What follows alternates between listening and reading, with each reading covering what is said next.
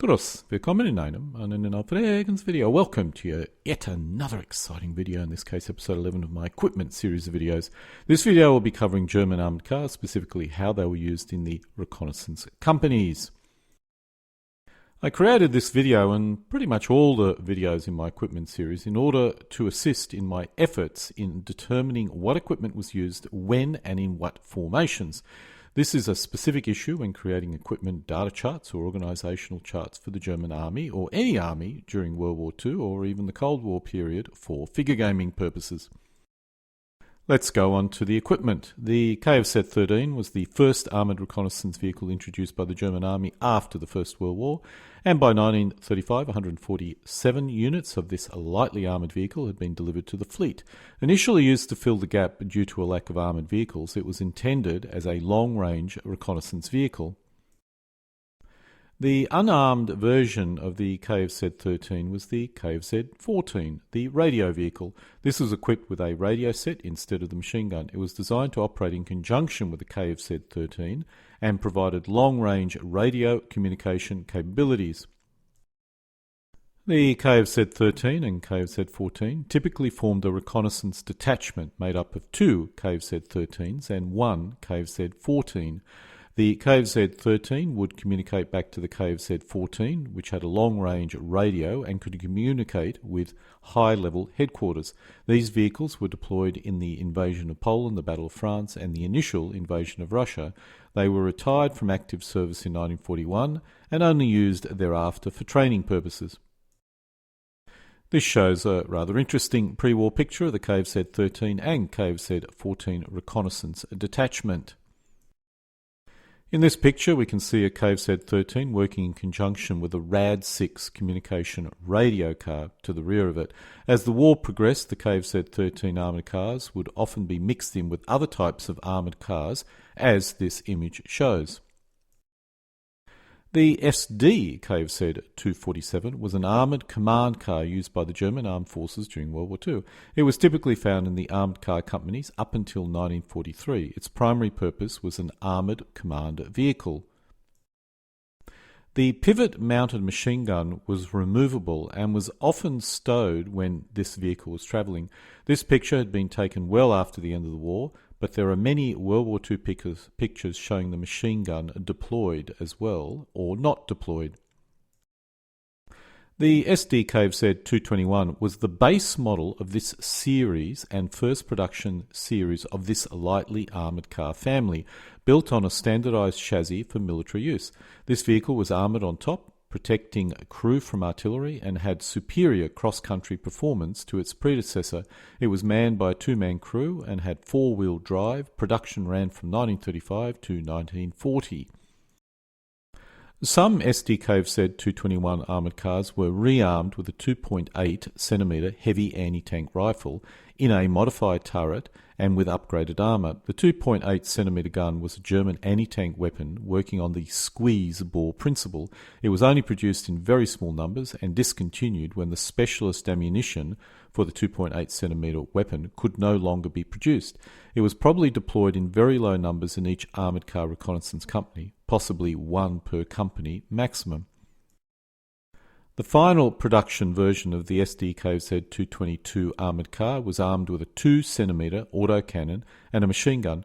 The crew was increased to 3 by the addition of a gunner, relieving the commander of that task. In 1938, the MG-13 machine gun was replaced by the MG-34. In 1942, the 2cm KWK-30 cannon was replaced by the faster-firing 2cm KWK-38 of the same calibre, obviously. Production ran from 1937 to late 1943, with at least 990 vehicles being produced for the Heer, or Army. The initial SD KFZ-222 had the same armour as the SD KFZ-221, but this was upgraded in later models to 12mm. This up-armoured vehicle remained in service until the end of the war, although production ended in 1944. The SD KFZ-223 was an armoured car with similar features to the SD KFZ-221, but with the addition of a frame antenna and a 30-watt medium-range radio set. Later versions of the vehicle were equipped with the improved 80-watt radio set. It was originally armed with a MG-13, but in 1938 this was changed to an MG-34. The crew was increased to 3 by the addition of a radio operator.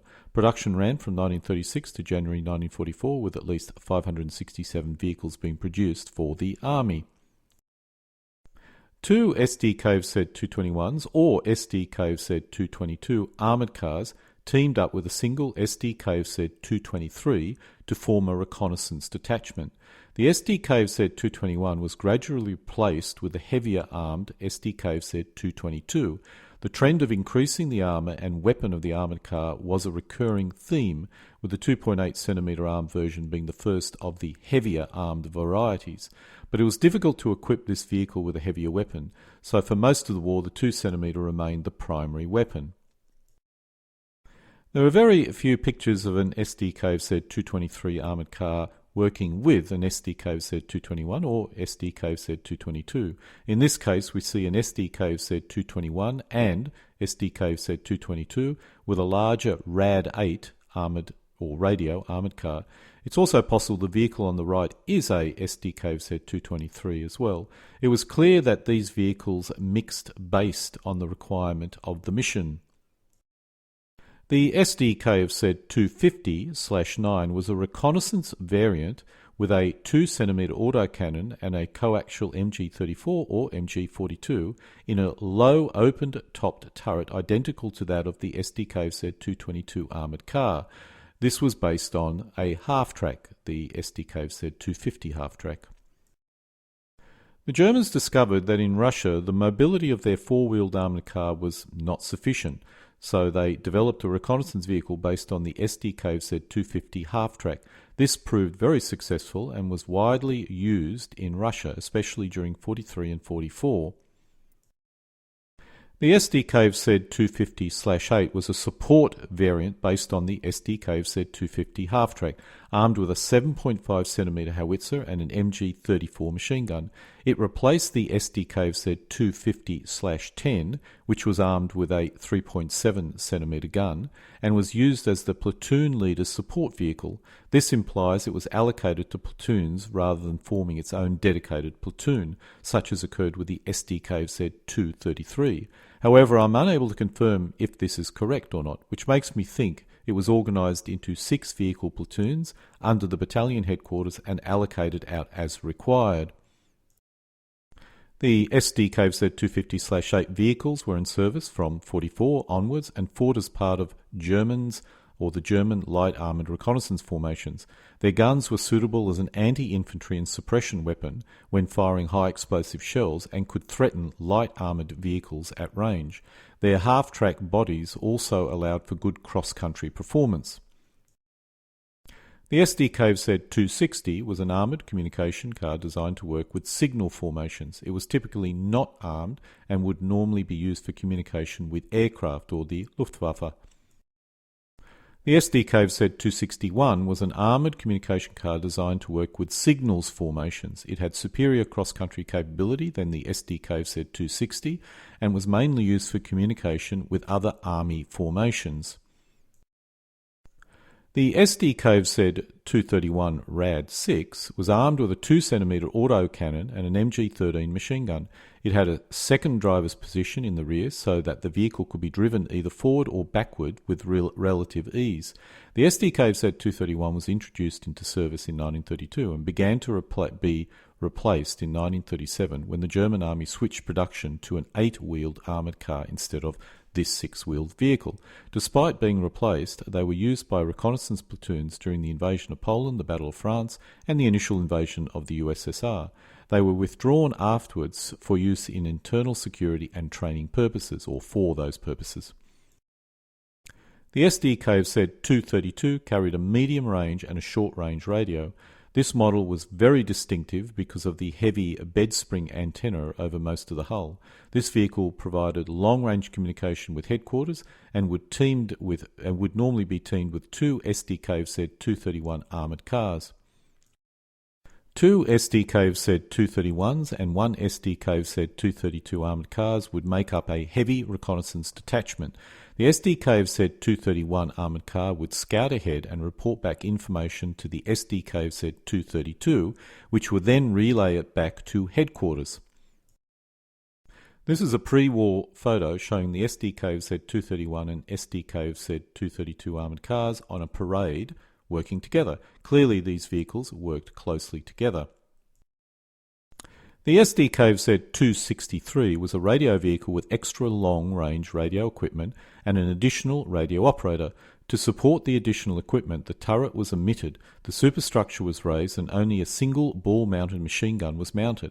This was used in the signals formation for communication with the Air Force or Luftwaffe, artillery, and other army formations, and was only produced in small numbers. This drawing, while titled as an SDKZ 263, was probably an SDKZ 232. This shows an actual photograph of the SDKZ 263. After 1935, the exact year is unknown, Magarus converted some of its command vehicles into even more specialised cars, improving their communication ability at the expense of their fighting abilities. The new vehicle was called KFZ 67B. The number of cars built were very small, and some sources, for example the military historian David Doyle, claimed only 28 vehicles, while others have a lower claim of only about 12 vehicles produced. The production of the six-wheel car was stopped in favour of the eight-wheel car. In 1937, when the new SDKZ 263 8RAD was introduced, the KFZ 67B name was changed to SDKZ 263 6RAD. It was named according to its role, armoured radio car or radio observation car. The SDKZ 231 was the standard reconnaissance variant of this family of vehicles built from 1937 to 1941. From July 1941 onwards, any need for a SDKZ 231 would have been fulfilled by producing an SDKZ 232, which was still in production after July 41, but without the additional radio equipment. From September 1941, a more powerful engine was installed. From late 1940, standoff angular or angled armoured plates were mounted about 50 centimetres in front of the vehicles. This additional armour was retrofitted to older vehicles and dropped with the introduction of the strengthened front armour in July 1942. From July 1942, the late model SDKZ 231 had its armour increased to 30 mm and the bolted-on armour in front was removed. The SDKZ 232 8RAD, which was produced from 1938 to 1943, was identical to the SDKZ 231, with additional medium-range radio set and a large framed aerial being the main difference. From 1942, a small star aerial replaced the frame aerial, a modification retrofitted to older models. From late 1940, standoff angled armoured plate was mounted about 50 centimetres in front of the vehicles. This additional armour was retrofitted to older vehicles and dropped with the introduction of the strengthened front armour in July 1942. This shows a late model SDKZ 232. From July 42, the late model SDKZ 232 had its armour increased to 30 mm and the bolted-on armour in front of its nose removed.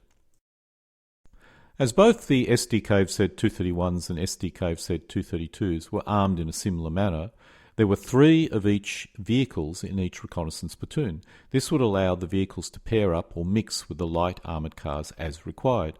The SDKZ 231 armoured cars would scout ahead and report back information to the SDKZ 232, which would then relay it back to headquarters. This picture shows an SDKZ 231 mixing in with a 6-wheel and 4-wheel armoured car. This is probably a pre-war photo. This shows the added spaced armour on the front of the SDKZ 231. The original armour thickness was obviously not sufficient to defeat current anti-tank rifle fire, thus the addition of this additional armour. The SDKZ 263 was an 8-wheeler with an increased height superstructure and armed with a single MG34 machine gun. It was a dedicated radio vehicle with a bedstead frame aerial on it. This picture shows an SDKZ 263 with the added spaced armour on its front. As with most of these types of vehicles, they were allocated to signal formations and used to communicate with either the Air Force or other Army formations. The s6e11 was equipped with a short-barrel 7.5cm howitzer and based on the open-topped superstructure of the s6e11, the 8RAD, radio vehicle. 109 of these vehicles were built at the Bussing plant between December 1942 and October 43. A further 10 were converted from 263 or s6e11 263 chassis in October 1942. This variant of the s6e11 series entered service during 1942 and remained in use throughout the war. The s6e11 233 was issued as a platoon of 6 vehicles in support of reconnaissance battalions in some of the Panzer and Panzergrenadier divisions. As there were never more than 20 such formations, some divisions lacked this level of support. It was very useful in dislodging enemy infantry in prepared position while the formation was in a reconnaissance state or conducting reconnaissance. To provide more support for the reconnaissance battalions, a support platoon of 6 s6e11 233 armoured cars were authorised on the 1st of December 1942. These were attached to the reconnaissance battalion headquarters. There are some sources which show 3 vehicle platoons being used in the Panzergrenadier divisions, reconnaissance battalions, but this could be an error. I lack any detailed information of the equipment fielded in 1939 for many formations, but many of the armoured car reconnaissance companies would have been equipped with the older KFZ-13s and KFZ-14 armoured cars. The Panzer and Light divisions would have possessed 2 companies, one of which may have been equipped with more modern armoured cars, and the motorised divisions possessed 1 armoured car company. This structure shows an armoured car reconnaissance company, in this case from the 1st Panzer Reconnaissance Battalion, which consisted of 2 of these companies and a motorcycle reconnaissance company. These equipped the Panzer divisions and the motorised divisions. This structure, dated the 21st of June 1941, shows an armoured car reconnaissance company from a Panzer division. The number of s6e11 222 armoured cars have increased. Also dated the 21st of June 1941, this shows an armoured car reconnaissance company, in this case the 53rd Panzer Reconnaissance Battalion, which was part of the 3rd Motorised Division.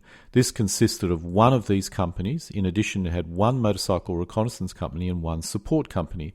This is an unusual organisation, as the motorised divisions were supposed to follow the same organisational structure as the Panzer Division, but this could reflect an interim structure until the s6e11 221 armoured cars had been fully replaced.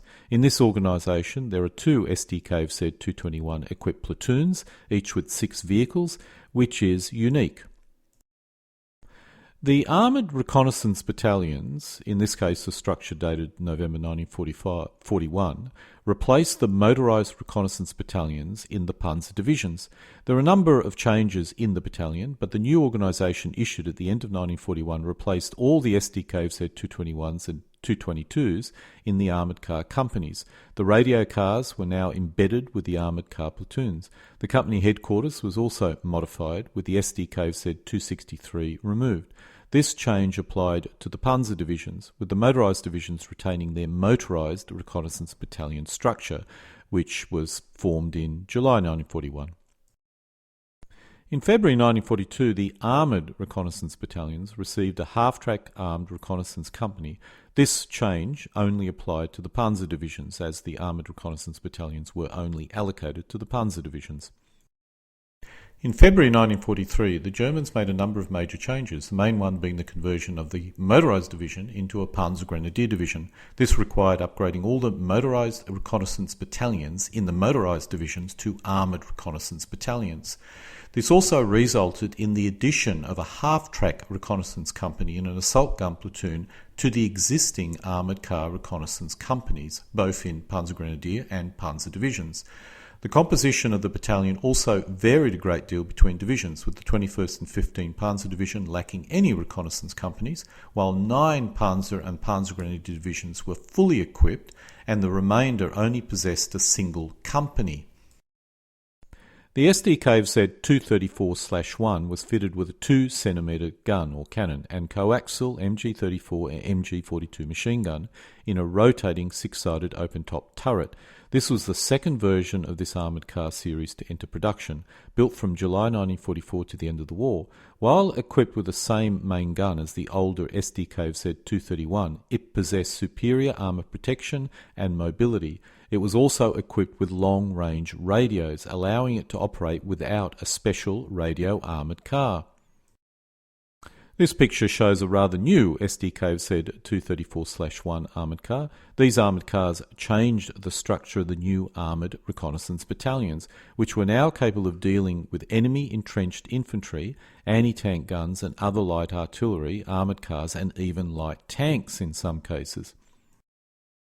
Now we come to one of my favourite vehicles. This vehicle, the SDKZ 234/2, had a turret adapted from the cancelled VK1602 Leopard, mounting a 5 cm long barrel gun, very similar to the weapon previously used in the latter version of the Panzer III. It weighed nearly 12 tons but was still capable of 85 km an hour. It was one of the most heavily armoured cars available to the German army and probably in the war. This is a staged photo of the SDKZ 234/2. While this armoured car possessed an effective anti-tank weapon, engagement with medium or enemy medium tanks was strictly discouraged due to the armoured car's thin armour, and also due to its intended role of being a reconnaissance vehicle. The armoured car could be driven backwards by the radio operator in an emergency. Serial production started in December 1943 and ended in July 1944, with production switching to the SDKZ 234/1 and SDKZ 234/3. Many publications used the name Puma for this vehicle, but this was neither officially used nor was it a nickname. I have no idea where that name comes from. The SDKZ 234/3, like the SDKZ 233, carried the short 7.5 cm howitzer in a raised open superstructure.